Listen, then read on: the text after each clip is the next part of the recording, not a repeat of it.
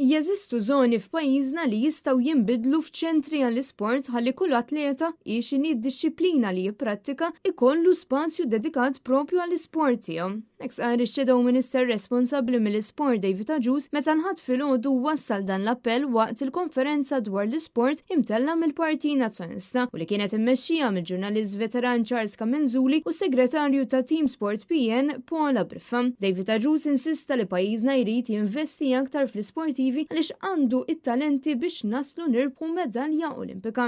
Qegħdin għalikom.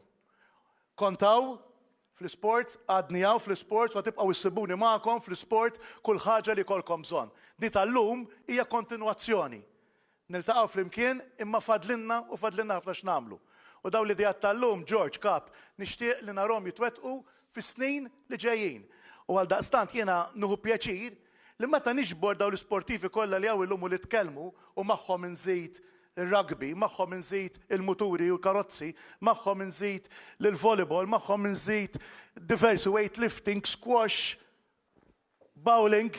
Għandi ħabib tiegħi kien fl-iskola miegħi kienet illum champion tal-bowling. Irridu naraw kif dawn l-affarijiet niġbruhom f'ċentri sportivi. Din l-attività kienet indirizzata minn diversi kelliema fosthom il-lettur fl-Università ta' Malta Lara Tonna li insistit li l-isport mhux lobbis iżda attività fiżika. Għodda li nużaw biex nedukaw l-itfal u li tibqa' magħhom meta jikbru. L-ex footballer Miguel Mifsud fisem Sober Runners Malta insista li kull vizzju jista' jiġi melu permezz tal-isport u bekk aċċena fuq l-importanza li dan is-settur ma jiġix imwerrab iżda jingħata importanza ikbar minn qatt qabel. Minnaħa tiegħu Renzo Kerkumba fakkar kif il-coaches huma dawk li jigwidaw lill-atleti sabiex jirnexxu fl-isport u anke fil-karriera tagħhom f'dan is-settur. Ġiet mistiedna wkoll biex tipparteċipa l-Malta Shooting Sport Federation bi Franz Paċ jgħid li s-suċċessi qatt ma jiġu b'kombinazzjoni iżda grazzi għal federazzjonijiet li jaħdmu qatih u għalhekk jeħtieġ aktar għajnuna.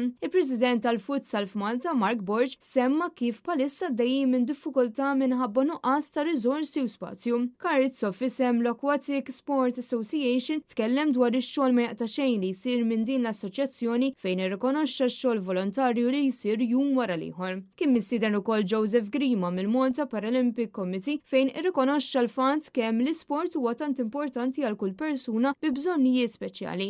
Iżda mhux biss. Anna Maria Gatt, lettur fl-Emkas kelmet dwar ħtieġa ta' investiment infrastrutturali fil-waqt li l-istudenti għandhom jingħataw l-opportunitajiet u l-ispazji biex jiġu impjegati anke fil-qalba tal-komunitajiet tagħna sabiex jibdew jitlu ftit f'dan is-settur. Intervjena anke l-President tal-Malta Tennis Federation Mark Gingell Littlejohn li tkellem dwar l-importanza li tfal jingħataw għajnuna sabiex ma jaqtawx qalbhom. Anthony Attard appella b'mod speċjali għal iktar investiment għaliex dan qed jaffettwa l-isportivi milli jkunu kapaċi jirnexxu aktar. Marija Zoppardi mill-MFA fakret kif l-isport jeħtieġ ikun parti minn ħajjitna u m'għandux ikun biss fil-ħin liberu iżda imur jitfid mal-edukazzjoni. Chris Mikallef minn Team Sport PN faħħar ix-xogħol li wettaq il-Partit Nazzjonista fl-aħħar snin, mod speċjali taħt it-tmexxija ta' Bernard Grek. Il-Kunsillier Antoine Attard kellem dwar l-importanza li nħeġġu l-anzjani biex iżommu ruhom attivi, filwaqt li ġurnalist Neil Kamenzuli tkellem dwar l-investiment xieraq li għandu jibda mill-livell edukattiv fl-isport u fil-ġurnaliżmu.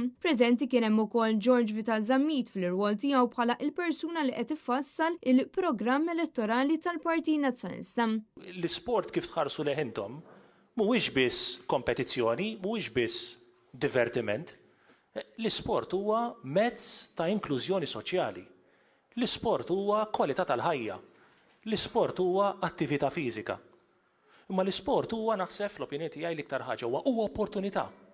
U għaliex l-isport huwa opportunità, intom ġejtu hawn illum sa taqsmu magħna l-ħsibijiet tagħkom, sa tgħidulna x'inhuma l-isfidi, l-infrastruttura, riżorsi umani, fiżiċi, tekniċi, binjiet. U għalhekk qegħdin hawn illum. U jien allura nħares il-qudiem biex nisma' l-input tagħkom biex flimkien inkunu qegħdin infasslu il-politika tal-Partit Nazzjonalista għall-isport. Chris Simmamo għal Net News.